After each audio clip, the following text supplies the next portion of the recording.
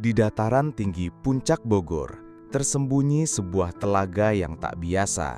Telaga Warna namanya.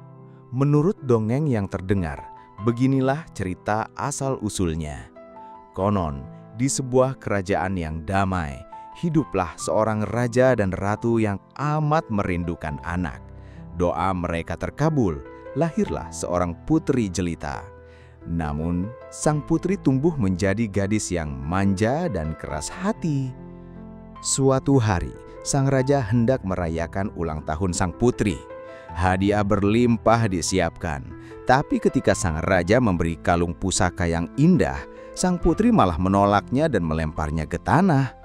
Kalung itu pecah dan seketika bumi berguncang. Dari tanah yang retak, keluarlah air deras hingga menenggelamkan istana.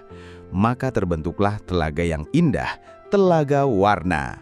Warna-warni air telaga dipercaya berasal dari pantulan kalung pusaka sang putri. Dan jika malam tiba, kadang terlihat dua bayangan ikan raksasa berenang pelan.